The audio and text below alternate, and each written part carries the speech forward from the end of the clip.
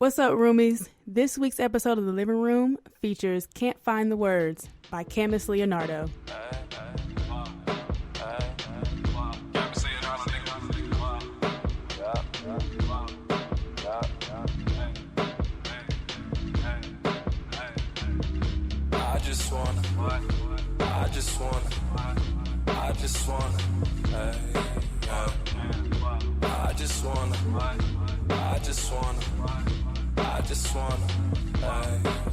I wanna show you off to the world.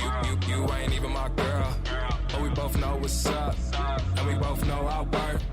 I ain't got the time to be wasting it on the off days with the laziest. Pushing all these buttons just to make you mad. I'm thinking to myself. You can find Candice Leonardo's music on all platforms, including Spotify, Apple Music, YouTube Music, Google Play, Deezer, Amazon Music, Tidal, and Napster. Follow him at Candice the Leader on both Twitter and Instagram, and follow him at Candice Leonardo on Facebook. On to the show. So, Queen, one quick rant. This is not a long one today. So, I'm about to travel, right? And I needed some travel bottles for, like, my conditioner, my face oils, all of those things, because obviously whenever I pack all of those things in my bag always weighs, like, 50 million pounds, like, 58, and they'd be like, excuse me, ma'am, I'm sorry, that is 8 pounds overweight. And I'd be like, let me take out a sweater. And they'd be looking at me like, girl, it's still, no. So anyways, I was trying to get travel kits, and I've been going to all these stores trying to find a little travel size bottle.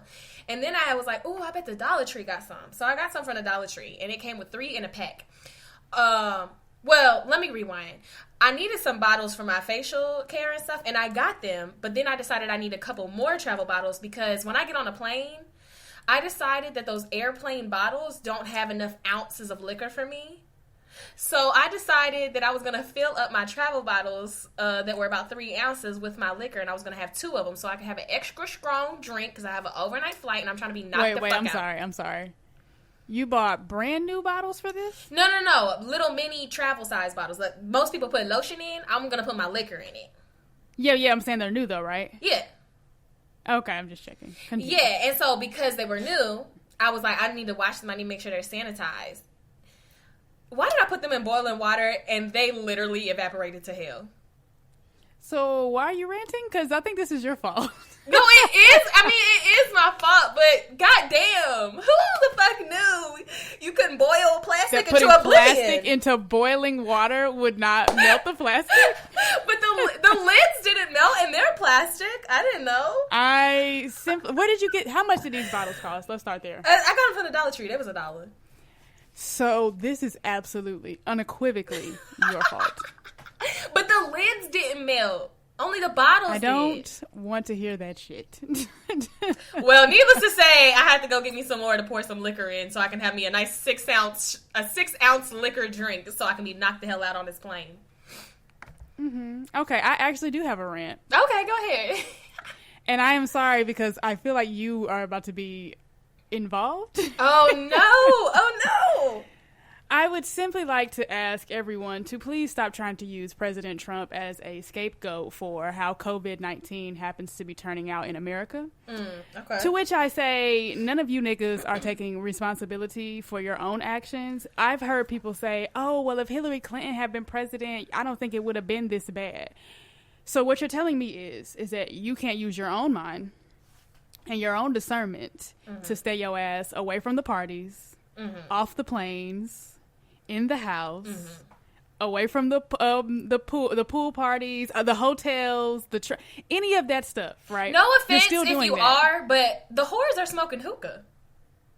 That too, right? So everybody's like, club. oh my God, coronavirus is this bad because of Trump. So if we know how coronavirus spreads, we could all take it upon ourselves, regardless of what our governors are saying. I'm not talking about having to go to work, right? If our governors were literally like, oh, the bars are open and you work at a bar, of course you have to go to work, rather than starve or whatever, right? I understand that decision. But I'm talking about the stuff that you literally do not have to do in the middle of a pandemic that you're still choosing to do and then being like, oh, but it's Trump's fault. No, it's your fault. And when the news comes out saying that young people are now driving up the pandemic, and meaning now I can't go do what I want to do and feel safe. I can't go out here and film with folks. I can't go skating. I can't go to the movies because y'all niggas want to go have parties in the middle of a pandemic. In the middle of a pandemic? That is my rant. I would like to say I blame you all. Yeah, the horse is really wilding. Like, why do y'all think that? First of all, it's your own fault if y'all listening to Trump and out here lollygagging and partying and doing whatever the fuck else. Because this nigga told y'all to drink Lysol and bleach cocktail, and y'all thing, still though, right? Are like, I don't know why this man isn't intelligent. Y'all know this nigga's stupid. So see, that's the thing for me, right? That makes it that much worse. Is that what you can do is take responsibility and use your discernment when it benefits you, right? No, none of y'all went out here and injected yourselves with Lysol or drunk bleach or whatever it was they claim he said, right? You were smart enough to make that decision, but you're not smart enough to say, okay, I could catch this, I could spread this by going to this event, not wearing a mask. So it's clearly, again, you're doing what most people do. You're using things when it advantages you and not using things when it disadvantages you. So say that all to say, I damn you all to hell. I hate you all. And actually, I'm no longer going to be on this podcast because y'all don't deserve me. I'm leaving. I'm packing up my shit and I'm out. Damn, shuts down Audacity. Okay. Well, friends, it is time for Look Back at It. Look back at it. Look back at it, girl. Are you ready, friend? I am absolutely ready. Okay, are you doing one or two? I have two. But one of mine is real quick and easy. Okay, start with the real quick and easy, and then I'll go, and then you go. And then I take a sip, you take a sip, you take a sip, I take a sip. Like that? We share? Okay, we go one at a time. I would just like to say just a shout out to the new babies that have entered the world. Shout out to Teyana Taylor, who has just given birth to a brand new baby girl. Apparently she has once again delivered her baby without the help of any doctors or any hospitals. So I'd just like to say shout out to the queen. And also, real quick, little baby Rue. Shout out to all the black women out here being revolutionary and still having babies when y'all know y'all 3 times more likely to die. And then secondly, I heard allegedly through the grapevine, but I couldn't find no news article about it, that Nicki Minaj also gave birth to her baby girl. What? Or baby in general. I did not see that or hear that. That's what I couldn't find no news on it, but I did see like a post on Instagram, so it could absolutely be fake news.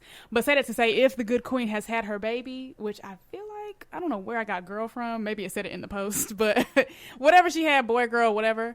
Shout out and congratulations to both of these queens for surviving childbirth, for having Nicki Minaj's first baby, Teyana's second, her expanding family. Just want to say shout out and congratulations to them both. Yeah, Teyana's little baby is so freaking precious, and her name is Rue. Like, Euphoria, Rue. Oh my God, that's so effing cute. But I didn't see if she said, I saw where she said she had another baby on the hospital, or on her bathroom floor, basically, or in the little tub or whatever. But I didn't see if she said the Erykah Badu was with her, because I remember she was supposed to be her, like, midwife or whatever. Oh, right. I forgot about that. I did not see that. Wow, you know, I would personally be down with having Erykah Badu there at the birth of my child also. Yeah, as long as she got her pussy incense burning in the background, I'm here for it. All right, Queen, I'm gonna pass it off to you, Garrett. Whew. Okay, here we go, party people. So this is a person that I be caping for with all of me, and she just keeps doing too many stupid ass things. So starting with the backstory. Eliza Rain has had quite the time with her baby daddy, Future, as baby mama number 672, with getting him to pay his child support. So at first, Future was saying, basically, never seen that woman, never saw her day in my life. When the paternity test came, he was indeed the father. And so she was obviously wanting child support. The baby, I want to say, is almost a year old at this point. So she just made headlines this week for saying, like, the headline read, Eliza Rain's new baby mama wants $53,000 a month from Future. Future said he would give her $1,000 a month, and the judge decided on $3,200 a month. With that being said, Eliza, like, pretty much she didn't say anything for like a week or so, and then basically was like, okay, y'all, since I have to spell it out for people who literally could just Google it, when you have a baby with somebody, right, they look at the parent's finances. But if that parent, the father, aka Future, doesn't bring his finances to the courts for them to basically look over all his money and say what the baby deserves, then they just come up with their own estimate by looking basically at Forbes or wherever on the internet they can find out how much this man makes. So that's how the courts came up with $53,000, or her attorneys, or their, like, whatever. Somebody came up with $53,000. She did not ask for $53,000.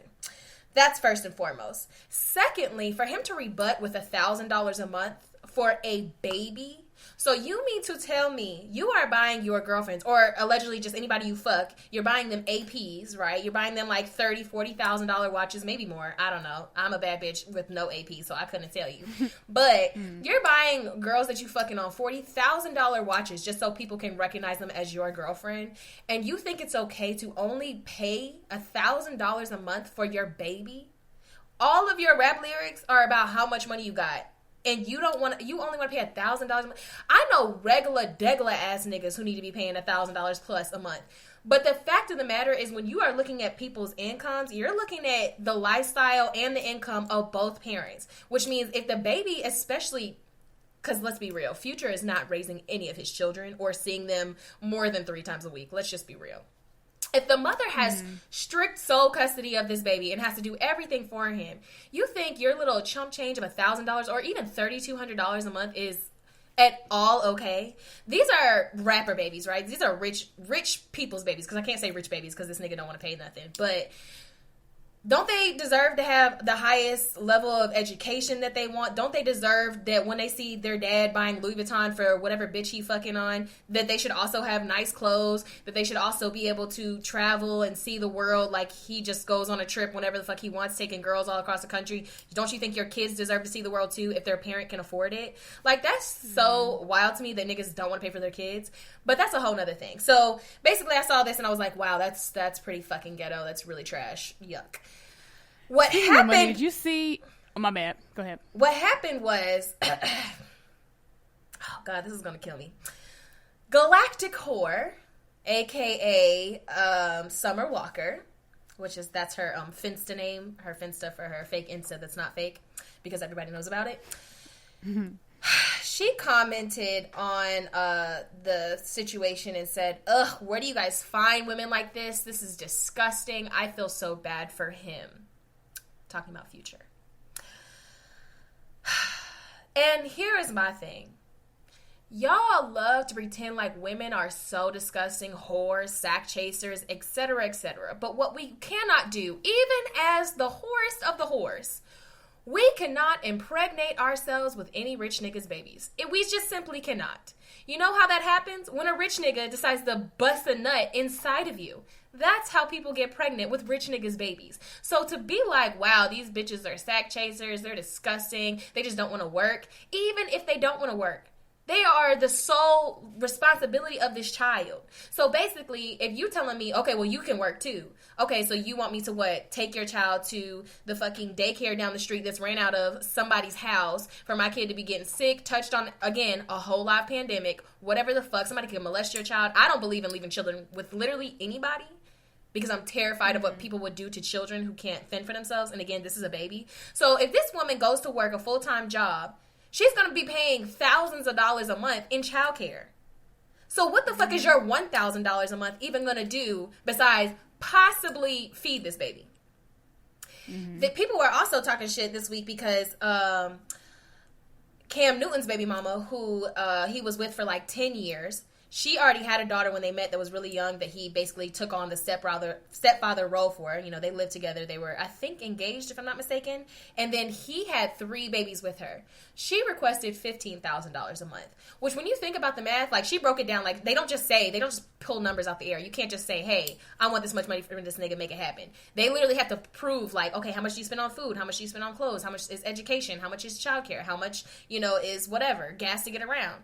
That's how they come up with these numbers. But I was like, for 3 children and 4 children, because he was taking responsibility for that other child as his own, for 4 children, $15,000 a month when you are Cam Newton's baby mama, that's 3 kids that would need childcare, private school education, et cetera, et cetera, et cetera. So I was like, how do you, and people were like, oh, I can't believe you would want that much. This nigga is a multi-millionaire. Y'all are comparing these rich niggas to fucking your baby daddy Daquan. These niggas don't make $50,000 a year. These niggas make millions and millions and millions. So literally, I did the math and I was like, so that means she's only asking for $180,000 a year to take care of these kids. Mind you, if you leave your baby mama, again, these men are not solely taking care of their children. They're not with them every day. They're not taking them to school. They're not doing homework with them. These niggas are not doing that shit. The women are. in these particular cases. So I'm like, so what do you want her to do? Move into a trailer so it's something she can afford?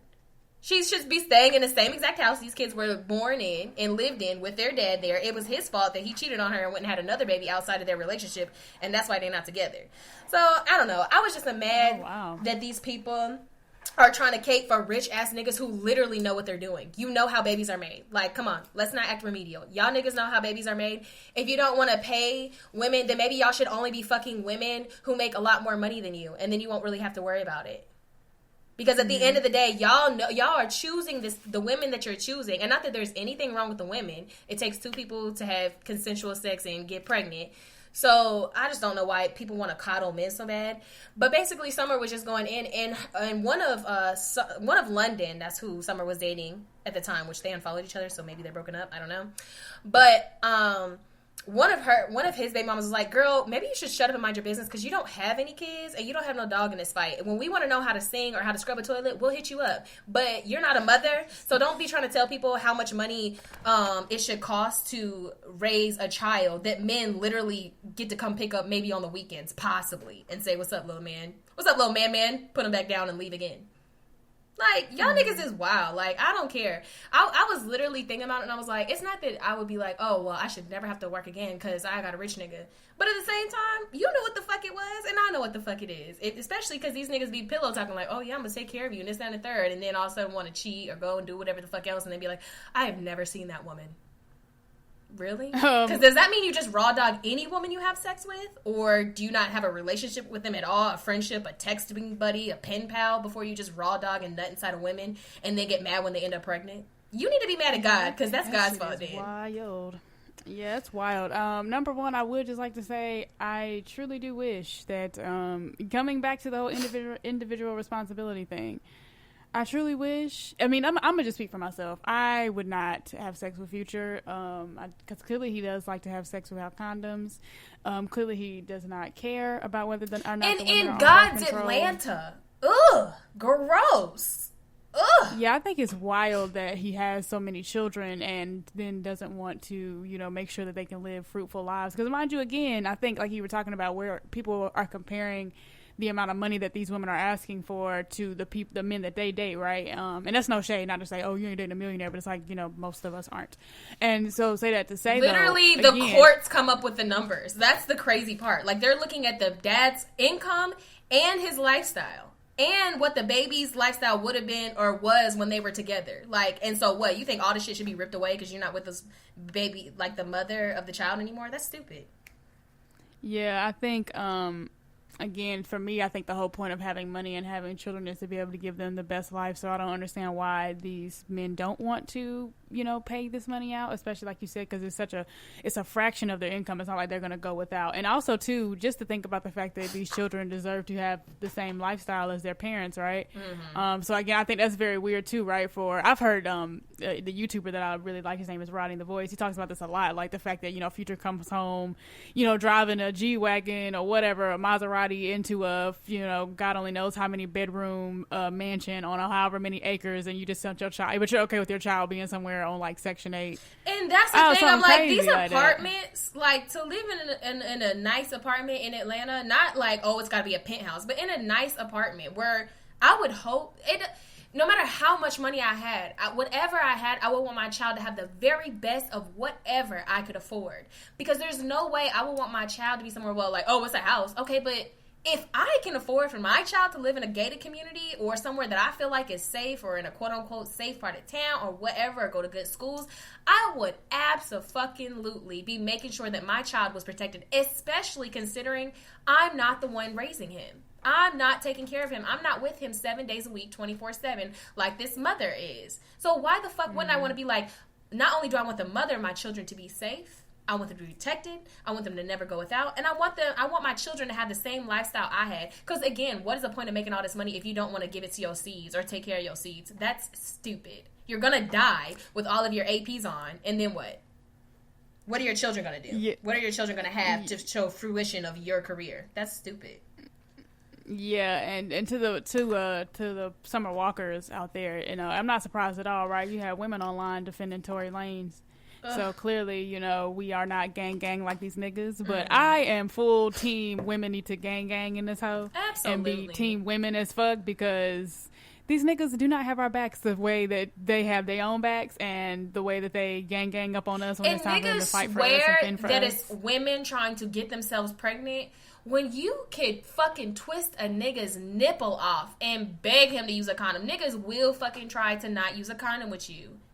They will try with all of their might, or be like, okay, well, just a tip, or just for a few minutes, or I can't feel anything with the condom on. Okay, bitch, I don't give a fuck. Stick your dick in that outlet. I don't care. Like, if you don't want to use a condom, then don't have sex with me. So I can only imagine the type of influence these rich niggas have on women, whether, you know, they met them in the club and they're intoxicated, or they met them, you know, out at brunch or at the fucking library. Regardless, I know these niggas is not hard-pressed to use a condom and then be surprised when women end up pregnant. What a fucking dummy. Yeah, that shit is wild. And even that, too, right? You got an extra target on your back, because, again, when we think, to me, the way I feel like we socialize women is to see men as providers, right? So, again, if you got the opportunity to have sex with a rich nigga, if I were personally a rich nigga, I would be...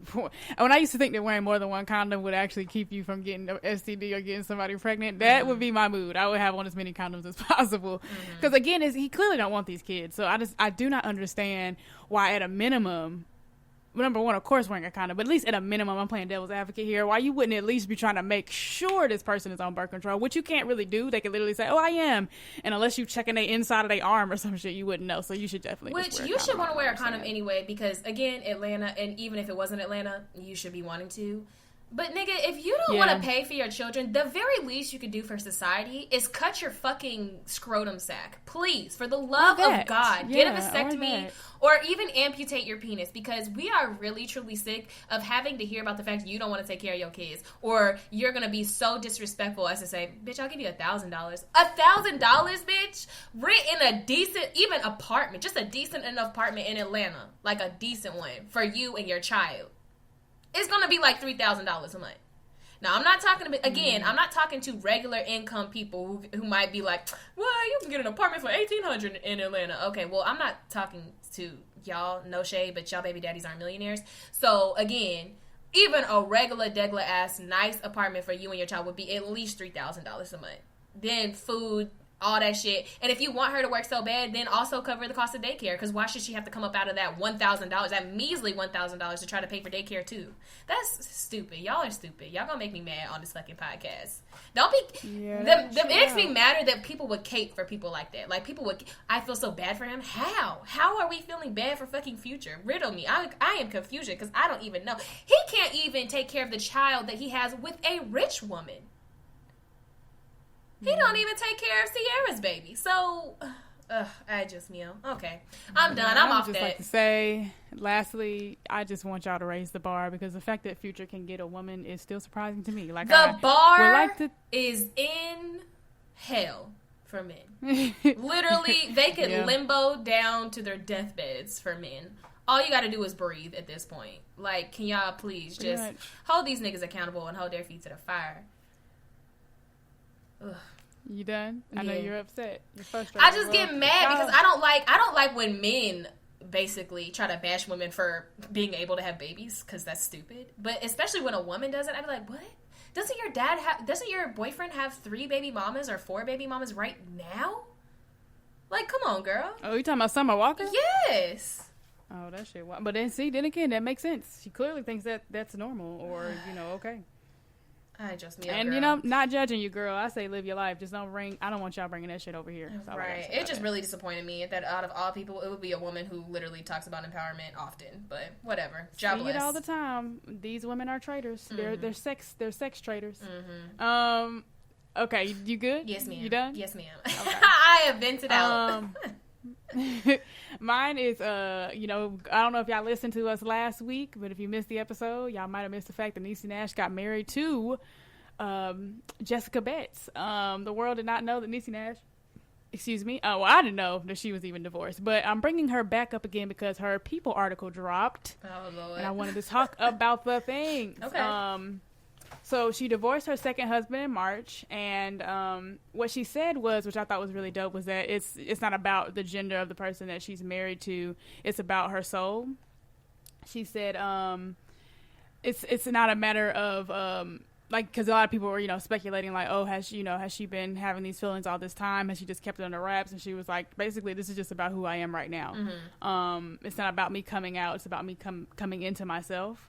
She says she's not limiting herself on what love is supposed to look like. Amen. And I would just like to say to all of those wonderful things that, if you do not know, Niecy Nash is one of my favorites. She is in my Black Girl Joy category with Tracee Ellis Ross. I think that they are the epitome of just happiness and love and light and all the wonderful things.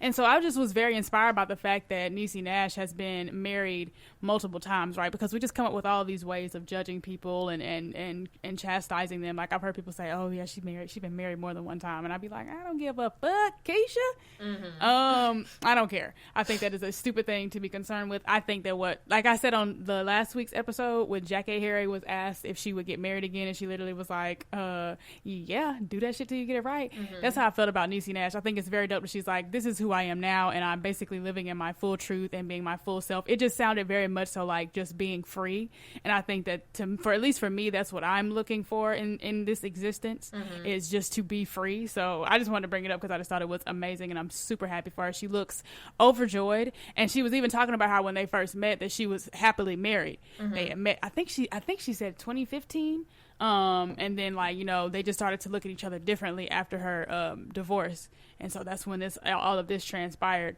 But I just thought it was so dope for her to be like, yeah, I loved those people that I was with, I loved them, but now I'm with this person, and I was happily married, and I'm happily married again, type of thing. Like, I think that's dope. I think in general, we were not put down here to suffer. I think that is about the pursuit of happiness, or the actual acquisition of happiness. So I am here for that, and I just wanted to bring up that wonderful story because I love Niecy Nash, and I'm super happy for her. And like I said last week, I wish them both the absolute best. Oh, yes.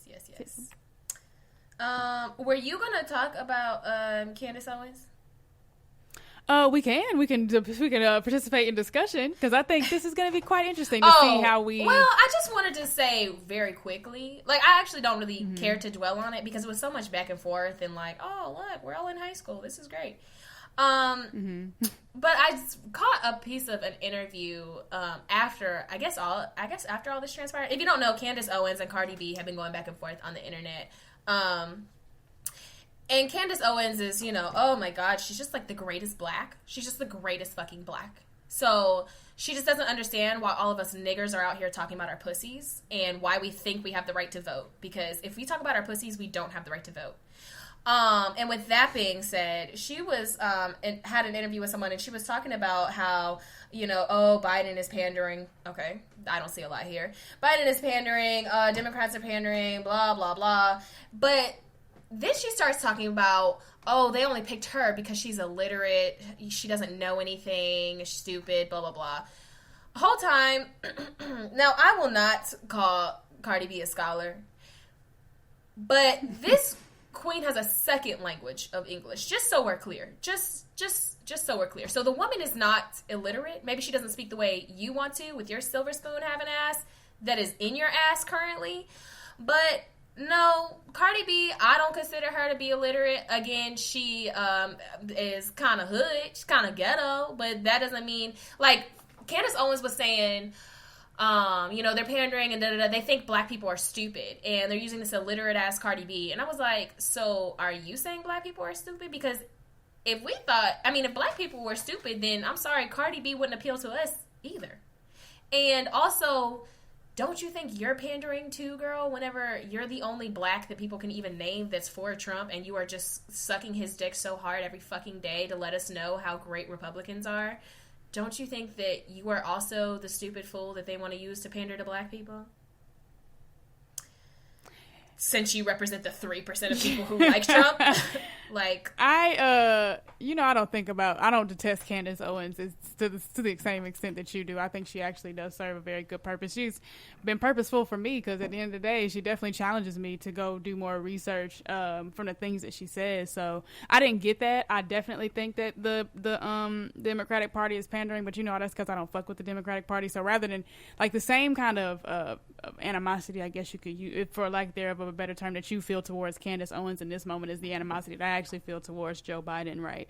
Because Candice Owens had brought up the fact that, like, he hasn't done any interviews. He's been in a basement somewhere. Now, again, I'm not trying to say that I know that to be true, but she was just talking about how, like, and of all the people he came up to interview with, he came up to interview with Cardi B.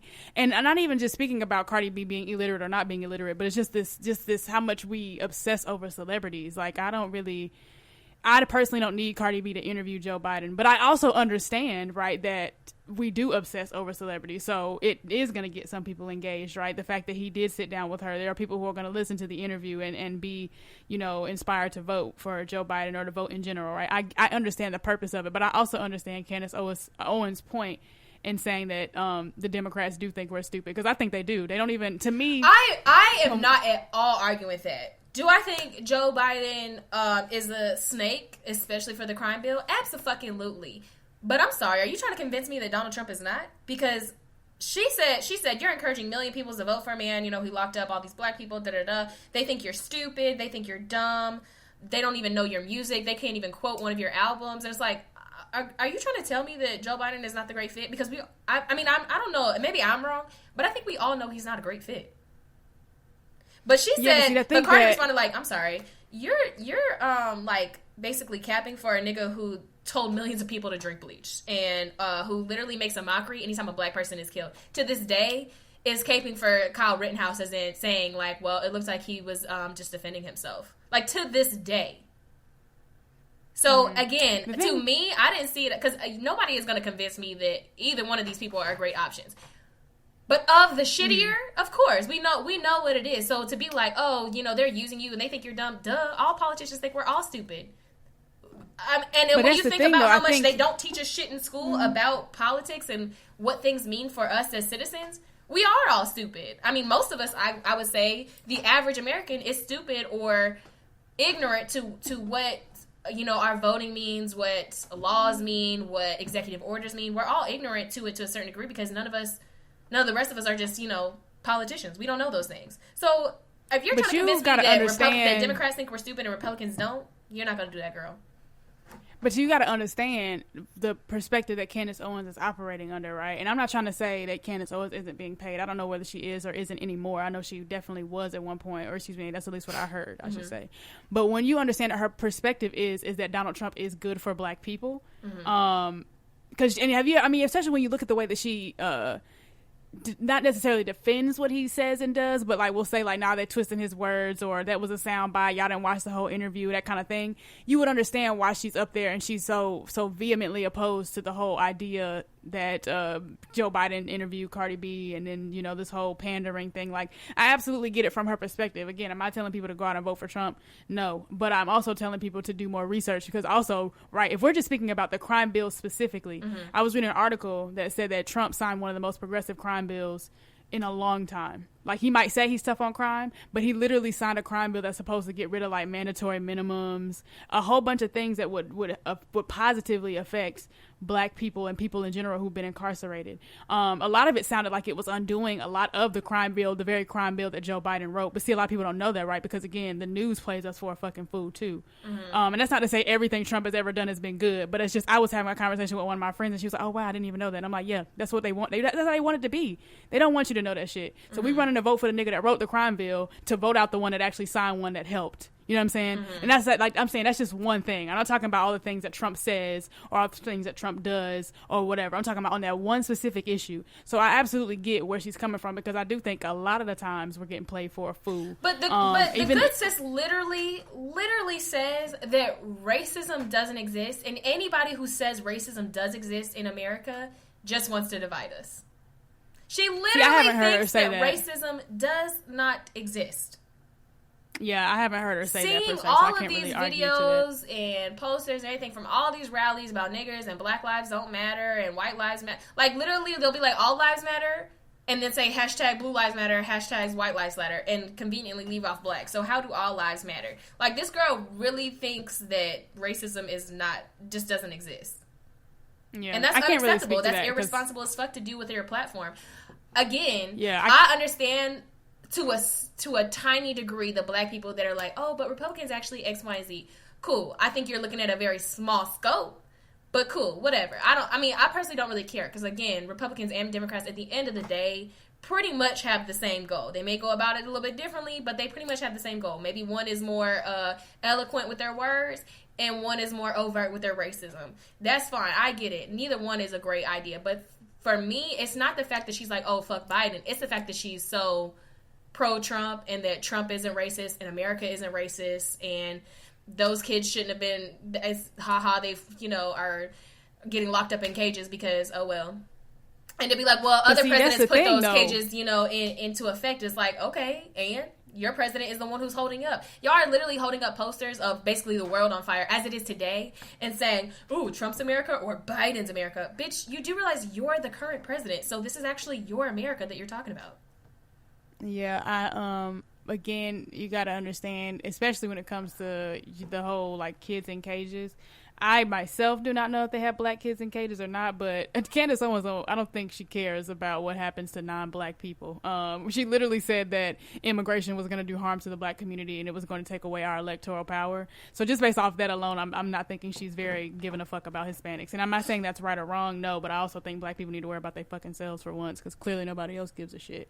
But I think it's just really, I understand that fully, but I think it's just really hard to be like, okay, well, let me not worry about anybody else till I can, fend for myself. I personally can't be like, okay, well, fuck them kids, or not fuck them kids, but I can't worry about that right now. I don't think that's I'm not going to be alive forever. I'm not going to be alive to see all the changes that I want to see, but the very least I could do is try to put drops in the bucket for every single piece of change that I want to see. Yeah, and let me make it very clear. I'm not saying I agree or disagree with that. I think that's wonderful, but I also wonder, again, I'm just at a point right now where I'm just asking about us all, like, of us doing the same things and expecting different results. We've always cared about everybody else and nobody else has ever cared about us. Mm-hmm. Kind of like the whole mood about black women and black men, right? Like, maybe if we stop showing up for y'all asses, you will understand that y'all need to show up for us. Mm-hmm. Clearly, tough love is what y'all need. So maybe, again, black people need to try that with all other races of people who clearly don't give a fuck about us. Mm-hmm. But say that to say, going back to the point, the point I'm trying to make is that, to me, if you really understand Candice Owens, her points about things, I think you will understand why she feels like the Democratic Party is pandering, because Candice Owens really does believe that Donald Trump has done good things for black people. So that's just the argument basically that I'm trying to make, is that I understand that she's operating from a different perspective than I am. And again, like I told you, I don't really detest Candice Owens. I think at a minimum she offers me the ability to do more research and to either strengthen arguments or understand that I might have to reposition certain ones, type of thing. So I think it's a good conversation. Like she said, when she had Mark Lamont Hill on her show, we need to have more conversations like this. You need to have people who have opposing opinions, because the whole problem is that people exist in ideological vacuums. So for instance, you can be an ideological vacuum that's very racist, right? Black people are this, black people are that, but you have no one to challenge those ideas. So we might be in an ideological vacuum with the way that we think. So Candice Owens absolutely represents a contrast to that. Mm-hmm. So I don't hate her. To an extent, I kind of like her because, like I said, she challenges me for sure, and I like to be challenged. So, yeah. I'm neither Team Cardi nor Team Candice Owens on this one. I don't really like Cardi. I think she's a clown. And mind you, again, player's choice, because some people might say, well, Nicki Minaj was a clown wearing them colorful wigs. Absolutely, you're right. I understand you're operating from a different scope. But I think my thing was more like, okay, you're mad at who Biden chose to talk to, and so you decide to literally bash and talk all this shit about Cardi, when if you're mad at Biden, be mad at Biden. What the fuck are you talking about another woman I can for? respect that too. But again, I think, again, Candice Owens is just operating from a different perspective. So, I absolutely can understand and respect that opinion too, for sure. Bird seeds. Anywho, do we have anything else for a look back at it? No, ma'am. That's it. All right, let's move it on up. How many blank while blacks you got, Queen? I have one. Okay. So in blank while black, take it away, Sid. Oh, I said in blank while black, don't be a black woman in the presence of someone who is too drunk, or actually in the presence of Tory Lanez when he's too drunk. Oh, his text. Oh, yes. Let me see. I had it pulled up. But I will talk about the fact that apparently he broke his silence to let everybody know that he was, that his record streams had not dropped 40%. Yeah, like that was offensive. Being accused of attempted murder or abuse towards black women, not offensive. But do not talk about my streams, bitch. Yeah, he said he reached out to Hot New Hip Hop to make sure that we all knew that that information was not true, because Forbes was the one that originally reported it. And I just, found it quite interesting. If it is true that this is the first time that he's broken his silence again, and I don't know what's going on legally, right? Like he might literally not be able to talk about it. Oh yeah, I'm sure. But I still assume that if he's not able to talk about it, it is because he's about to try to get out of whatever, instead of taking the punishment for doing the actual thing. Like he really shot her, therefore he deserves whatever is coming to him. In my personal opinion. Now, mind you, again, make it very clear, I'm not an advocate of the criminal justice system as it exists today. Not an advocate for prison. I definitely believe in restorative justice, but I don't know if we're there yet in whatever area they will be prosecuting this. But say that to say, I'm absolutely here for that rather than the whole, I can't talk about it because I ain't trying to get in trouble. No, nigga, you shot me. And as somebody said, those charges would have been pressed like a panini if it had been me. Like same. a panini. I saw that. Facts. And I said, this is facts. This is true. But let me pull up this text real quick. Yeah, I was wondering, did somebody get an actual copy of the text? Because the article I read, it was like, allegedly he sent a text. But I'm like, where did y'all even pull that from? Like, does somebody have a picture of the text? Because how did we even get here? Yeah, that's what I said too. But it was TMZ that said they had access to it. And he, said the whole, I was well, too shit, drunk. post a screenshot. Okay. He was talking about how he was too drunk, how she'll never forgive. He knows that she'll probably never forgive him, but he's like, so gaslighting, heard. You probably won't forgive me. Look at it. I just wanted to go to Arizona. He definitely said, because I was genuinely just, he said, because I genuinely just got too drunk. Girl. So, yeah, that's that on that. This is why I don't drink, right? I don't know if I would ever shoot somebody because I was too drunk, but I know I don't want it to be an option, right? I like to be in my right state of mind.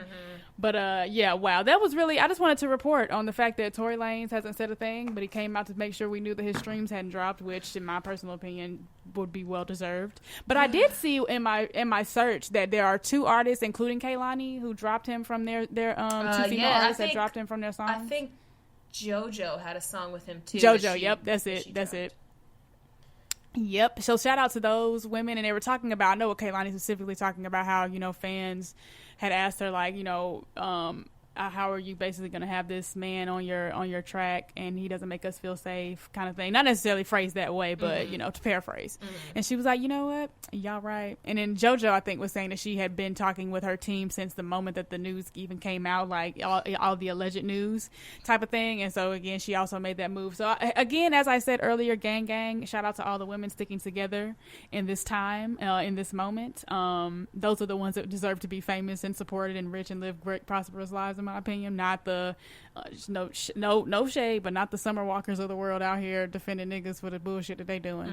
So yeah, Tory Lanez, you already know. I don't know if y'all know, but just to be clear, I'm glad that he ain't here no more. Deported with quickness. Is he? If his streams did drop 40%, huh? Was he deported? Oh wow, I didn't know that. I mean, I know he's up out of here. I think it's because he got deported. Like, I don't think it's on some he left, he fled. Like, I'm pretty sure I read that he was deported. You know what? I think I heard it on the read. Oh, well, obviously they still left this nigga some Wi-Fi on the transportation bus, but right. God willing, he gets whatever comes to him. Rather that be extreme punishment or extreme mercy, it is out of my personal hands. It is not in my hands. But I hope that whatever needs to happen and should happen for justice for Meg and her healing, I hope that happens. Absolutely. But yeah, that is my blank while black. In blank while black, do not be a black woman around niggas that get too drunk because you might get shot. Fair. Well, in my blank while black, please, when you are kidnapped and then forced to face following 400 years of oppression and racism, please do not try to educate yourselves on it, because there will be no funding for said education. The New York Times pitched a project called 1619. On their website, it says, in August of 1619, a ship appeared on the horizon near Point Comfort, a coastal port in the English colony of Virginia. It carried more than 20 enslaved Africans who were sold to the colonists. No aspect of the country that has been formed is untouched by years of slavery that followed. On the 400th anniversary of this faithful moment, It is finally time to tell our story truthfully. So the project is an initiative from the New York Times Magazine that was started August of 2019 for the 400th year anniversary. And it wants to reframe the country's history by placing the consequences of slavery and the contributions of Black Americans at the very center of our national narrative. So with that being said, they want to create this program within like public schools, so that it's kind of like a mandatory thing. So California is the first to have implemented the 1619 Project into public schools, and which Donald Trump quoted that tweet and said, "Oh God, the Department of Education is looking at this. If so, they will not be funded." So literally the project is to say, hey, let's just not talk about this only in February or only sprinkling in a little MLK. We're going to talk about how Black people being in America has shaped all of America, not just this Black History Month or not just how they shaped slavery. Black American history is American history, and they want to put it at the forefront of our basically history lessons, etc. And Donald Trump has said that the Department of Education will not be funding said project. So in blank while Black, do not try to be educated on your history and present as a Black person in this country. Yo, my mood right now is separate or die, honestly. Like, I just feel like I don't trust y'all no more with y'all white institutions to do anything good for Black people, because every time I look at any of them, the people that are suffering, if there's any suffering going on at all, is Black people. But, shout out to this. Maybe it is a step in the right direction. Maybe y'all will make me wrong, and I hope you do. But until then, I'm going to remain cynical. But, and then, again, this is just another example why, I was very much so, I don't know whether we should vote or not. I think, again, as Carter G. Woodson said, any people that vote the same way time and time again and expect different results deserve to be disenfranchised. So I personally was like, maybe we have more to lose by voting Democratic again and not demanding anything, voting out of fear, which we know fear only leads to atrocity. But when I hear things like this, right, when I saw that he was cutting census operation time, which they were talking about how that was going to impact communities, the whole like postal service thing, I'd be like, okay, you know what, this time got y'all, this is the last time though. Okay, so let's get his ass out. And then don't ask me to vote for the Democrats again unless they are legit gonna give us something. So if you want to learn a little bit more about the 1619 Project, you can go to the NewYorkTimes.com. I'm just gonna read you the titles of a couple of the essays just so you get an idea of what this project is and what the initiative is. So the first one I'm gonna read: Our democracy's founding ideals were false when they were written. Black Americans have fought to make them true. An essay by Nicole Hannah Jones. If you want to understand the brutality of American capitalism, you have to start on the plantation. An essay by Matthew Desmond. This is true. Myths about physical racial differences were used to justify slavery and are still believed by doctors today. An essay by Linda Villarosa. So those are just 3 of the essays that can be found on their homepage. If you want to check them out, I'm going to read some of the essays and kind of see what they're talking about. They sound really good from just the title, so I'm excited to read them. So what just a slap in the face to be told, hey, all that history you're trying to learn for yourself won't be funded. Good luck getting a textbook for it. Thank you. Thank you, Donnie. Appreciate it. All right, so sounds about what now, right? Wait, what is it? Say what now? Say what now? Do you have one? You're talking about Joe Budden, right? Is that so what now? So yeah, if you want to talk about it, you are free to talk about whatever you want. Because I sent you topics and you didn't talk about none of them.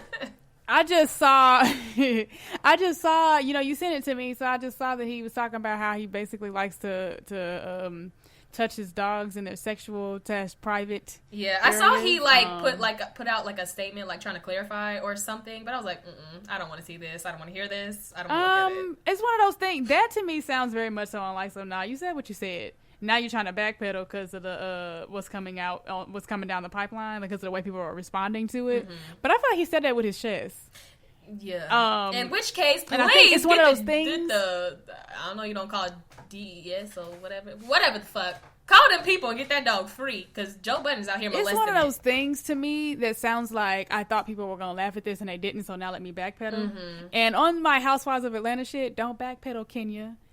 Front pedal. And considering he is being called out by exes for basically choking them, attacking them, hitting them, chasing them, assaulting them, threatening them, he might just want to lay it the fuck low if he's not going to be out here actually apologizing or making any real statements. Because the fact that you decided to speak up about fucking molesting a dog and not real issues is pretty ghetto. Yeah, and that was what I was going to say, was there was a tweet in the thread that you sent me. So, again, y'all, from my knowledge and understanding, because I don't know much about this is all alleged for me, but it says Joe Budden's ex has publicly said that he beat her so bad she literally had a miscarriage. His other ex came out last week and said he abused her as well. If it takes him sexually abusing his dog for niggas to cancel him, it'll literally show y'all value literal animals above black women. To which, one thing I thought of. Where is the lie? There's that. And then the other thing I thought of is, it's not that you can't judge a book by its cover, but there are certain times for me where I go off of my intuition, right? And when I heard something about Joe Budden beating up women, I said, that doesn't sound like something that would surprise me. Something about him makes that go, I could see that. Kind of like, for instance, people are always very shocked when I say I didn't watch The Cosby Show growing up. And I was like, what? And I'm like, he always came off very strange and freakish to me. Like, I remember when he would make those faces when he would say Jell-O pudding. I was like, this is uncomfortable. I'm uncomfortable. So, and apparently I was the only person in the world like that. But clearly my intuition has been right before. And maybe it's right this time, right? Like, again, do I have any evidence that he did this? And could I possibly be absolutely wrong? Absolutely. But again, something about my intuition tells me there's not a lie in sight. So as far as him abusing these women, he absolutely gets me beat the shit out of somebody for sure. Something about his face. Something about the way he holds his face. It gives me evil. Yeah, no shade for me. I feel like that's New York dudes in general. They just make me uncomfortable. But I mean, I'm a Southern girl. I'm used to Southern men. So like New York dudes, they just be too aggressive to me, and it just makes me think that y'all be hitting and cussing out women, and I don't like that. Calling women bitches? Yeah, like, so bitch. Or cat calling bitches. I don't know. I'm not from New York, but y'all niggas make me wildly uncomfortable. And again, intuition, right? That's how you feel. That's how they make you feel. And I understand that. So yeah, I'm not surprised at all. But yes, I definitely just wanted to uplift this, the abuse allegations against him, because that is way more important than the alleged whatever's going on with him and his dog. But also say what now on the why he likes to fondle his dog's genitalia. My say what now is I have two actually. Okay. The first one being that there was a video that went viral. I'm not sure if it's one of you TikToker type kids or what, but the Sun posted a video on Twitter of a student drains pasta over the toilet to avoid washing the dishes in the sink. And this young man literally put the strainer inside of the toilet. So the rim of the toilet bowl is holding up the strainer. And was he white? Well, I think we all know what race this man was. He literally is. I know we're not supposed to be talking about race anymore. He's pouring a pot on this segment. No, because that wasn't the point. So he's pouring a pot of boiling noodles, spaghetti, into the strainer over the toilet. That is, just hovering over the toilet. And literally, all the captions and threads are like, "Oh my god," or "This is why my mama told me not to eat at nobody's house," or "Eat food from everybody's house," or da da da da. Yep. Couple things. Sir, aren't you still going to have to wash the pot and the strainer? There's that. When you pour water into the strainer, because it's a strainer, it has holes, which means the water level in the toilet is going to rise. Therefore, touch the asshole of your noodles that are still straining. What in God's name? God, were you thinking? Not only were you thinking when you did this, but you recorded it. What? I want off of this planet. It's not fun anymore. I want to leave. I don't like it. I want to get out. I don't want to be here. Could you see his face in the video? No, you can only see his hand, like his wrist and his fingers. And I just know that the black-owned planet is not straining my spaghetti in the toilet. I just know they're not. I just know. I wonder how long he's been doing it. I want to know why you recorded it for us to have to see. And this, like, literally, I be funny about people's food. Sometimes I'm willing to eat at a potluck. Sometimes not. But this literally says, Aisha, don't eat nobody food. Just don't eat nobody food. Like, I don't even have words. I was so disgusted. I was like, if there was ever a time for a Sounds About White, because we all knew. I mean, we all knew. Let's be real. We all knew who was pouring his fucking spaghetti in. Like, I was like, this is some white frat boy college type shit. Like, I have never in my fucking life. But you know what? It's crazy, right? Because again, when I think about, have you ever seen a movie called Mississippi Burning? No, I think you've told me to watch it several times because it's a book too, right? I don't know if it's a book or not, but it's a movie and it's about like the 3 civil rights workers that got killed.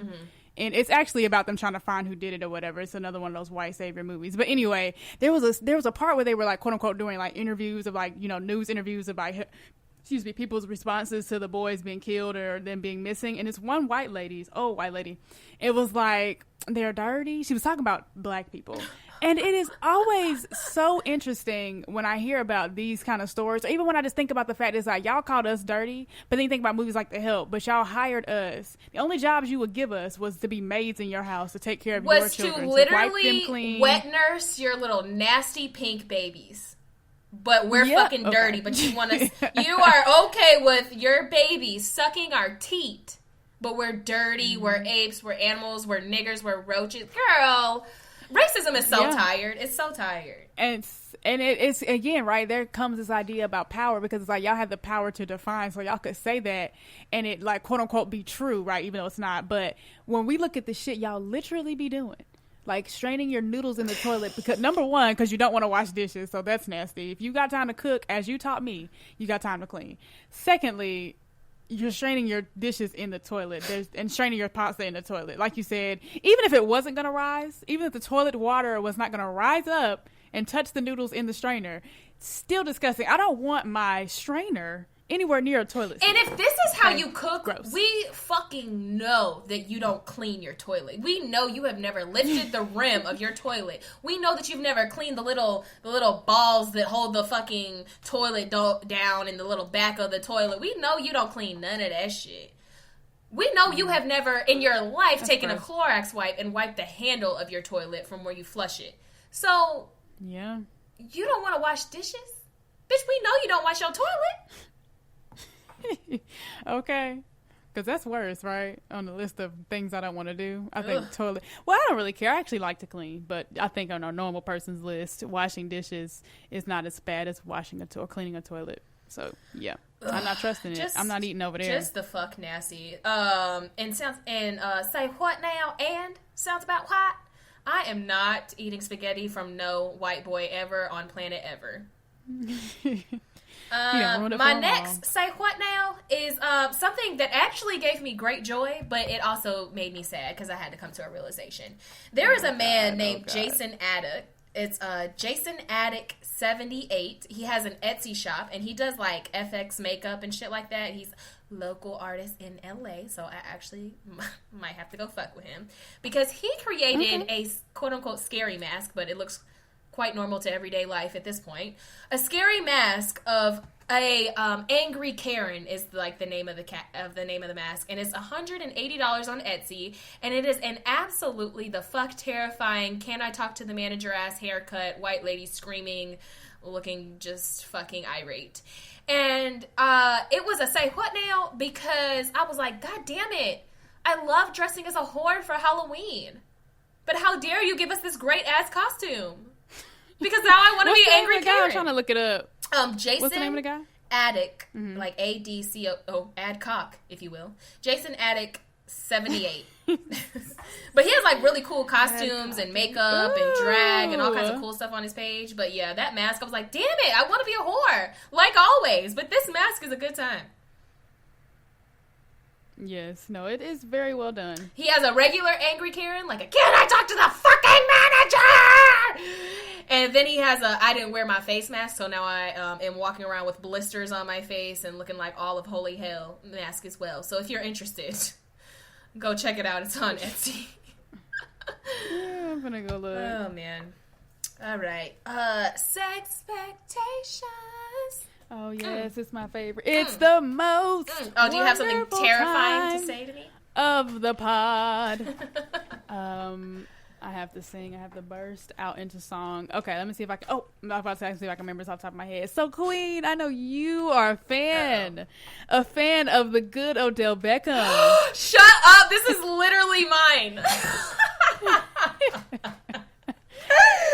Wow, okay, so let that me is tell the literally my Sexpectations. Since you know, let me tell the people in case they don't know. Okay, so apparently Odell Beckham, to cut to the chase, likes to be shitted on. Slim Danger went on the No Jumper podcast and talked about how Odell Beckham asked her for a picture of her while she was on the toilet doing a number 2, to which she sent a video, and she said she tried to make it as sexy as possible, to which he flew her out. She got flued out because I guess the video was so spectacular, and he asked her, according to Slim Danger, he asked her to shit on him, I suppose. And she said she couldn't, and I said, no, I understand. But so the question I actually had for you, so I'm gonna bring up another example of urination and or defecation and sexual gratification. You see how I did that? I just went real mirror bitch Issa Rae on y'all. Anyway, I was watching Pose, to which Aisha does not watch because she doesn't like it, to which I said because I want y'all to flood her DMs. But Mother Electra on the show, she used to basically get flued out in the 90s and the 80s. That's when the show takes place, in the sense that she would have these men that would like pay all her bills for her and put her up in nice penthouses and stuff. So she ended up having the man leave her or whatever. And so on the show, sorry y'all, spoiler alert, I will put that in the description. But she meets this man because she's trying to get her bills paid again. And everything's going good. They're negotiating everything. He's telling her, you got to look this good every time I see you. And he's like, I need you to do this, this, and this. And she's like, okay, well, I need this, this, and this. Like, basically, I need my rent paid. I need my nails done. I need my hair did, da-da-da-da-da. Everything's going good until he said, and every once in a while, I need you to pee on me. But also he said that because he thought that she still had her, to which she didn't. And that's when things really went left. I don't know if she was considering it or not, but I was thinking to myself, and the question I had formulated was, how much would somebody have to pay you? Or if somebody could pay you. Why are you like this? Because I was thinking about OnlyFans, and I was thinking about myself. I was like, Electra, Mother Electra, you finna walk away from having your penthouse paid for, a car to pick you up, your clothes. She wears like all the Prada, Fendi, Louis, Gucci.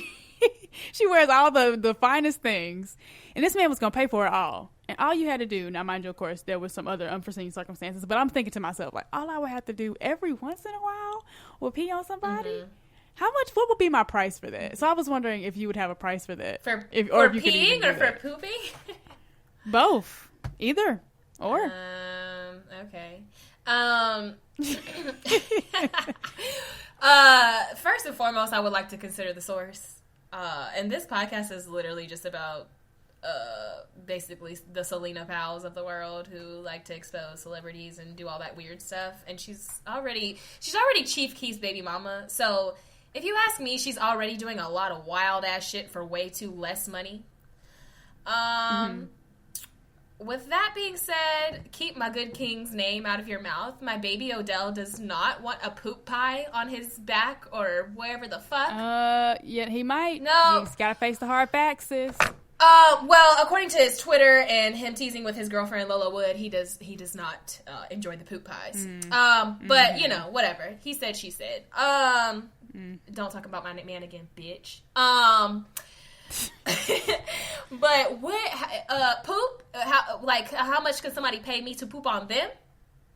What would be the minimum amount if you would do it at all, right? If you could do it at all, because I also could imagine it being on some Slim Danger shit where it's like you try to do it and you can't, your body just won't let you. Okay. I think to poop, here are the facts. I don't poop. I have never pooped. I've never heard of poop, never seen poop, never experienced that, never felt that emotion.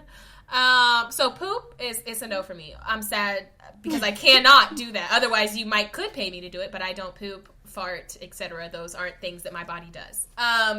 Okay. But pee. Would I pee on someone and for how much? I would, if you want to be peed on and you want to fucking pay me for it, this is pristine urine, okay? Bitch, I'm plant-based, okay? I drink like 180 ounces of water a day. It's a good time as far as my urine is concerned. With that being said, I don't know. I don't know that it would cost that much for me to pee on you. If you really want to be peed on, do you need my Cash App? Because I'll fucking do it. I don't know. Maybe like $1,000? Maybe? Yeah. Okay. Like, I feel like that's pretty pee-worthy. I mean, well, I can't really get anything nice with $1,000. I could pay off my car note for a couple months, though. Yeah, whatever. Okay. I mean, literally, I've spit on people. So, I mean, pee is nothing. And this is Wait, I'm sorry. Did you get paid? I'm sorry. What? No, but that's what I'm saying. Like, I've done things for free 99. So, would I pee on you for $1,000? I felt like hearing you say just now that you spit on somebody, it gave me the same feeling that Issa Rae had after Daniel nutted in her eye when she couldn't get her words together. She's like, what the fuck? That's how I felt just now. I could not get my words together. You're blessed to have my lookies as well. Because, again, plant-based, Wait, lots of water. I need more details. See, no. That's a whole... Where was it? Where did you spit on That's him? A different Sexpectations. Did you... Wait. Okay, before you move on. Wait. No. I'm not going to talk about... I'm not going to ask you anything else. There's an episode, if y'all have not watched Charm School on Hulu...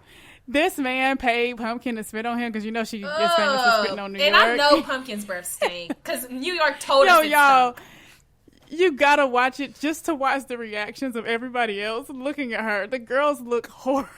Fucking, they're like just the head bitch in charge, Tiffany the fuck Pollard, told me that bitch's breath smells god awful. It smells like shit. And I don't know how bad your breath has to stink that when your projectile spit lands on someone's shoulder and their fucking collarbone, that they can smell it smelling like shit. So her yuck mouth ass is not spitting on me. Hell no. So, okay, you gonna tell us where? No, that can be your next Sexpectations question. I can't be giving y'all too much tea in one episode. Oh, damn it. So, come back again next week for the slut walk. Okay. What was your question? I was just gonna say, it wasn't, let's see, how could I form it as a question? I was just gonna bring up the OBJ kink shaming, because I was like, even if that was his thing, to me, what two consensual of age adult human beings do in a bedroom, none of my concern. I don't care if you and another person, y'all want to eat each other's butts, if y'all want to do fucking 2 girls in 1 cup, if y'all want to pee on each other, if you want to suck each other's toes, if you are a man and you want to be pegged by a girlfriend with a strap on, whatever the fuck y'all want to do in y'all bedrooms, I don't really believe in kink shaming. Like, if a dude was like, oh yeah, my girlfriend does this to me, I'd be like, oh, huh, that's interesting. Because it's not me. Like hitting the booty button? Yeah, like to me, that's not necessarily weird. I can't say I would do a lot of these things, but I can say, like, if somebody told me, if they were telling me about their sexcapade, I wouldn't really think it was weird. I'd be like, yeah, that's not for me, but I'm not going to be like, ew, do you know this dirty-ass bitch shits on the OBJs of the world? I mean, I don't really care. It ain't got shit to do with me. So, yeah, she said literally, she whole video. Pun intended, has no shit to do with me. I thought it was wild that she said he asked for a picture and she sent him a video. I said, okay, she was said that like he asked for a video of her shitting or on the toilet, and she said she was trying to like make it sexy and like whine or something. I'm like, girl, no shade. Didn't nobody ask to see you whining on no goddamn toilet taking a shit? I don't know why you whining on my man. Oh gosh, I didn't hear that part, but that's hilarious. Gross. Okay. All right, we done with Sexpectations? Oh yeah. So black on black support. Yes, you want to go first? Sure. I have 2. Okay. The first one goes to Naomi Osaka, who I think we talked about on the podcast a couple weeks ago, maybe, that she was not boycotting, but like forfeiting, I guess boycotting one of her U.S. Open games to bring attention to everything that was going on. I'm pretty sure we talked about that. Maybe not. But I wanted to talk about now at her U.S. Open games, like, basically between each camera frame, she has been wearing the mask of our fallen black people. Teyana Taylor, she had one for Elijah McClain, she had one for Ahmaud Arbery. And she said in an interview that she feels like a vessel. She said she cannot relate to what the parents are feeling. She doesn't know how she would be handling the situation if it was her and her children. But she just basically says that she wants to be a vessel and spread awareness for people who have lost their black children. So Trayvon Martin's mother and Ahmaud Arbery's father have both sent her messages saying, basically, we love you, we support you, we thank you for your support, we thank you for using your platform in this way. And she just got really emotional about it. But I just wanted to say thank you so much. She's a young girl. I want to say like 19, 20. She's pretty young. And to have that pressure of when she first like said like, you know, I'm not going to play, or I'm not going to play this particular game because I want attention to be brought to more important things. The amount of backlash that she could have and probably did get, considering, you know, tennis is one of those sports that mostly white people watch. So just admiring her strength and just thanking her, giving a big shout out and a big black on black support to Naomi Osaka. I remember when she won against Serena, they basically tried to interview her and say something about, oh yeah, representing Japan and your Japanese family, and like just talking about, I think, her mom, and she was like, I'm also black, like I'm also Haitian, so please don't leave that out. Please don't try to skip over that, like, oh, I beat the big black angry lady Serena. I'm also black, and that is also my hero. So I just want to give love to Naomi Osaka. I appreciate you, and I appreciate the way that you are using your platform, queen. Keep it up, and keep those U.S. Opens just whatever the fuck. I don't know tennis terms, so I'm sorry. I was just gonna say keep winning. I don't fucking know. Mm-hmm. Keep us. You don't spike in tennis. I don't fucking know the words for tennis, but anyways. Yeah, that's one of my black on black supports. Okay, and I had two too, so I'll jump in. You can trade off. My first one is for Kendrick Sampson, who y'all may know as Nathan on Insecure. Mm-hmm. If y'all don't know, I think I brought him up before on here, but I definitely have talked about him in my story and stuff on Instagram. He's just out here doing the things. Like, I feel like he has literally been out in the streets every day since George Floyd, maybe like since all the protests really happened. He has really been out in the streets every day, protesting, fighting, marching, all the things. And what I wanted to bring up specifically was just how much he really does care about all black lives. So for instance, just to read a little bit of his Instagram post, he said, I hate that shit. Like, all black lives matter. We are fighting for the liberation of all black lives. This includes trans, queer, and gender nonconforming, and also those with prior convictions, those who struggle with their mental health, those with gang affiliations, those you dislike, uneducated, unemployed, inarticulate, armed or unarmed, those who are houseless, differently abled, and so far, and so on and so forth. I'm not going to read the whole thing, but just in general, because again, I think, and conversations that we've had, right, be it on the podcast or be it off the podcast, just about how with black men particularly, like picking and choosing who to show up for. And him being this black man that can say, like, nah, I'm showing up for everybody. And not just based on sex, right? Like, not even going to the whole, y'all not showing up for Breonna Taylor the way y'all are for George Floyd, but also showing up for trans black lives, and showing up for, like he said, differently abled black lives, and showing up for people who've been incarcerated before, and people who aren't perfect. So, and which brings me to, I heard Mark Lamont Hill did an interview with a lawyer. Not the lawyer that's working with Breonna Taylor specifically, I don't think, but just one in general. And a lot of people have been saying and are continuing to say, you know, Breonna Taylor was killed in her bed. Breonna Taylor was not killed in her bed. She was awake and she was up and moving when she was killed. And he talked about this idea that we feel a need to make her have been in her bed. We continue to spread, you know, this misinformation because we're still trying to make her the perfect victim. Oh, y'all killed this black woman while she was asleep. Y'all killed this black woman. She wasn't asleep, but she still didn't deserve to be killed the way that she was. And so I wanted to bring that up because, you know, we don't have to be this perfect person to deserve justice, right? Even when we talk about George Floyd and Candice Owens coming out talking about how he shouldn't be a hero, and all of that aside, regardless of all the things that he has done, he didn't deserve to die the way that he did. And again, you don't have to be perfect in order to deserve dignity and justice and things like that. So I'm very, very happy that there's this black man, Kendrick Sampson, out here saying, "No, I fight for all black lives, and y'all not finna be trying to make, you know, try to make a funnel for who it is we're gonna fight for. We fight for everybody." And I hate that shit. I also love how unapologetically human he is about it. Like, again, he's not about the respectability politics, or let me not curse. Like, I remember he literally, they were trying to interview, like, it was some official in LA. And they, like, I think it was, like, maybe the mayor or something, or the police chief. And they just like, oh, yeah, tell us about how y'all are working together. He's like, we're not working together. He, like, runs up.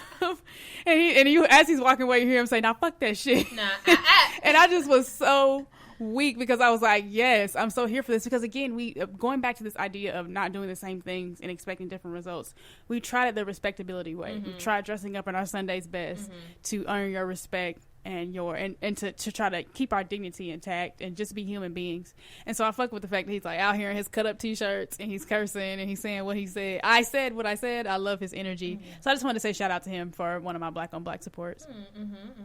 And for having that sexy ass voice he got, because my God, I would like him to read me bedtime stories. My second black on black support is going to go to two gentlemen from South Carolina. They are graduates of the University of South Carolina. They have just recently purchased 26 rental units together. That is at LeeTheGoat and at AllyHoncho. Or, yeah, probably AllyHoncho. And they are real estate investors. And they, I think he said... One of them said last year, I think he just bought his very first rental property in December of 2019. And now here he is today having 26, with his friend. And he has a business called At More Than a 9 to 5. And I was just like really inspired by just black people everywhere, all black, everything. But how black people are literally like, oh my God, y'all swear, we just got to pull ourselves up by the bootstraps or whatever. And it's true, we got to be twice as good and work twice as hard to get, the mediocre of things. But this king is like basically putting on like classes and has like a book teaching people. But I mean, I think it's pretty specific to acknowledge the fact that it helps young people, millennials on what it means to invest, how to get started, how to basically hustle, how to start from nothing and work your way to ownership. And I thought that was really dope. I know he's got like some merch out for it. I know he has that book coming out. So if you can, hop on over to More Than a 9 to 5 on Instagram and check out what he's doing. I just thought that was really cool. Shout out to our people. Shout out to ownership. Shout out to buying back our blocks.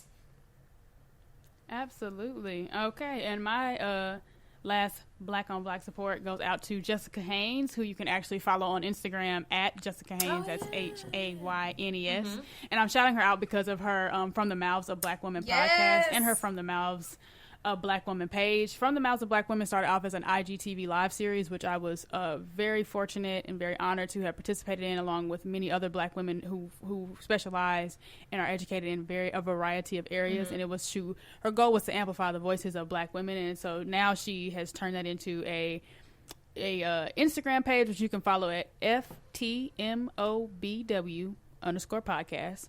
And she was highlighting Black mothers and breastfeeding. It's Black Breastfeeding Week, so she was highlighting all these different Black women and their breastfeeding and stuff. Super dope. Again, just amplifying the experiences of Black women and Black voices. So I just wanted to shout that out and tell y'all to please, once the podcast is started, of course, go listen, go rate and subscribe. Same stuff we tell y'all to do over here. Go follow the Instagram page. Once again, like I said, you can follow her at Jussica Haynes. That's JUSSICA HAYNES, or you can follow the From the Mouths of Black Women podcast page, which is FTMOBW, which is the acronym for From the Mouths of Black Women _podcast. Which, if you follow one or the other, you'll see the other one in the bio. So if you forget, absolutely, or if you follow us, you'll probably see it in our stories also. Yep, probably on our page as well. So shout out to Jessica, that's really dope, queen. I thought it was like really beautiful on my timeline, because I think I follow from my page and our page, like our podcast page and our personal page, and just like seeing all the queens, like all the Black women breastfeeding their babies, and just like, I don't know, I don't personally want children, I think everybody knows that, but just seeing Black women nursing their babies and knowing that it took a lot to bring this baby into the world, with everything that we're facing right now, and with the fears of Black people, and all Black people, but especially Black women, going to the hospital and knowing that you could die during your labor because doctors don't care about black women or black babies. So it just warmed my heart to see that. So shout out to Jussica. That's really, really dope. And I'm really proud of you, Queen. I'm really excited for your podcast. Because, you know, black women, we are shit. And I'm excited to hear all of our stories and listen to you facilitate it. So. Absolutely. Yes, ma'am. All right. Mental health check-in, right? Yes. Mental health check-in. Do you have one for us, Sid?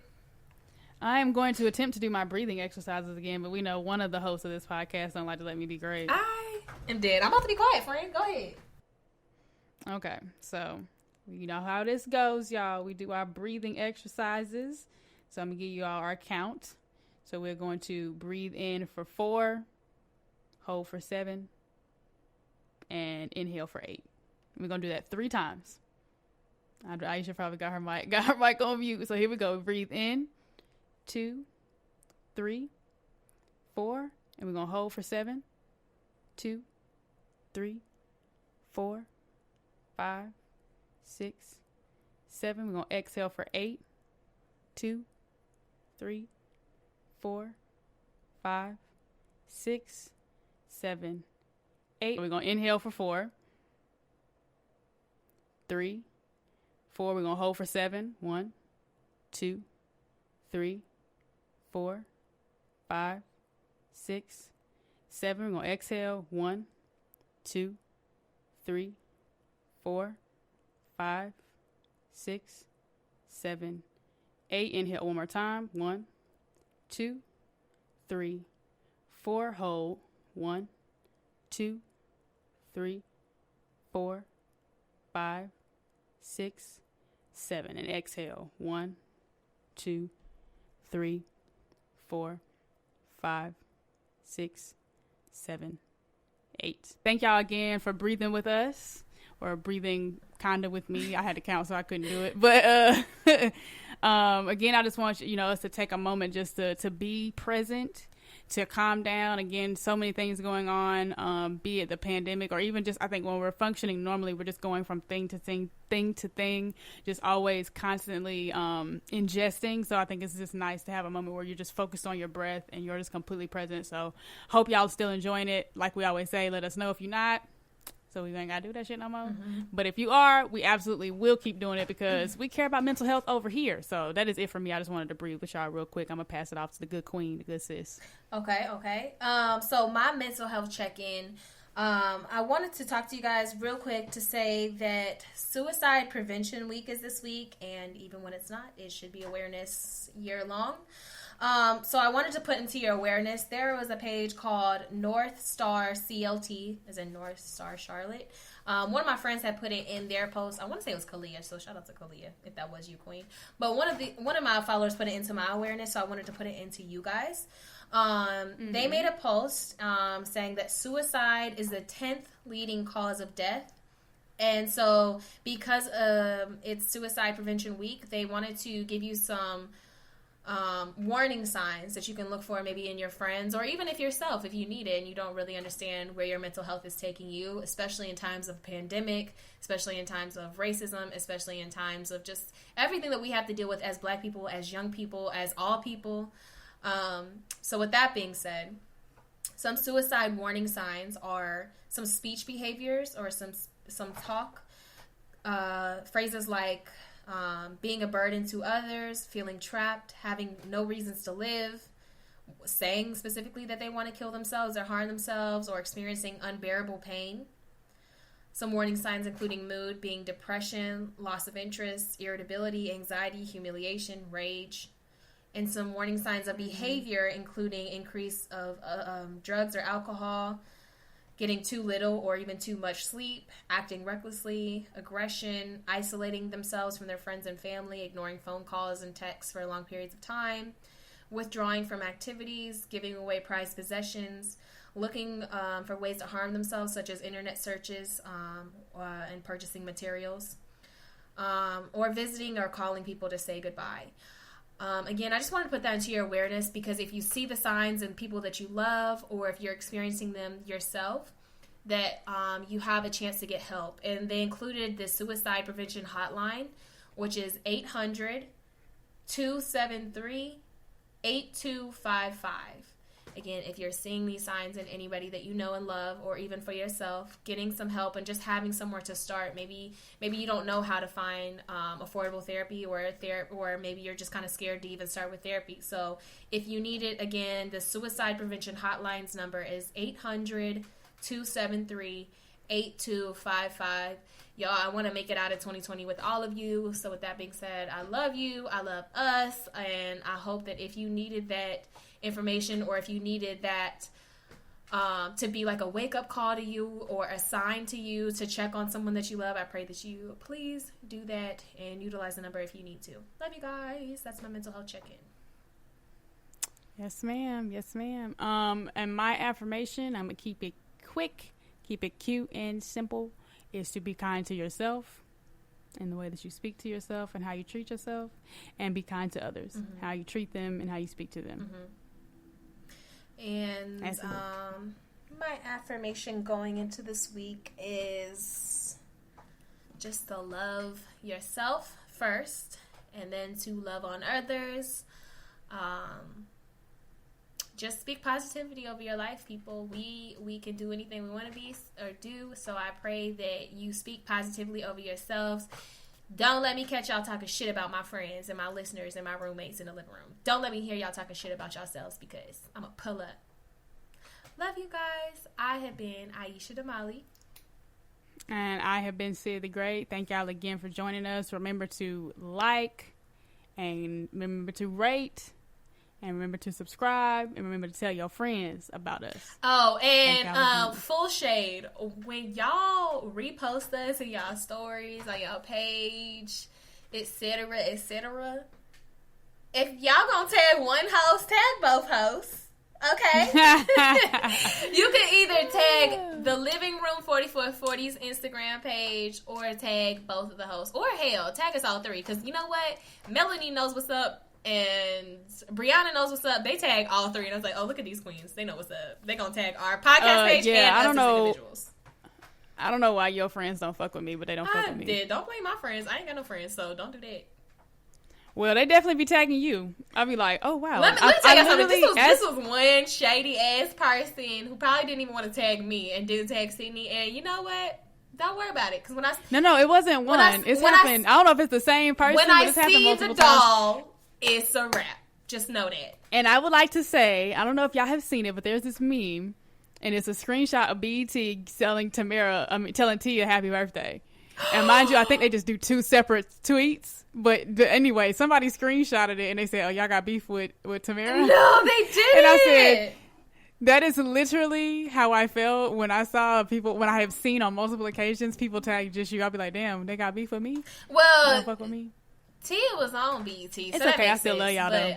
No, it does, and I think they tweeted separately to say and happy birthday to Tamara and like treat them as two separate people. Yeah. But it's just funny because I think people just took that one screenshot and they probably only did it to her because she was on it. She's on their network, so they probably did only say happy birthday to her. Them little shady bitches. Anyway, we love y'all. Thanks for coming. Go ahead and jam out to our song and get the fuck out of our living room. Peace. Pushing all these buttons just to make you mad. I'm thinking to myself, what a crazy bitch. Learning how to swallow my pride. Cause we're both on the same team. Why we keep telling white lies. Working on our self-esteem. I just want you to be happy. And I know you want the same thing. Told her I'ma chase these dreams. She love it when I'm doing my thing. I just wanna. I just wanna, I just wanna, hey, I just wanna, I just wanna, I just wanna, hey, evolution from the last take. We be living life like it's the last days. Lost a couple yards on my last play. Might fuck around and give your ass my last name. Whoa. Whoa. Whoa. Whoa. Whoa. Whoa. Whoa. Whoa. I just wanna. I just wanna. I just wanna. Hey, yeah. I just wanna. I just wanna. I just wanna. Hey, yeah. I can't find it. I can't find words. Yeah, I'm seeing your daughter, nigga. I can't find words. I can't find words. I can't find words. Know the vibes.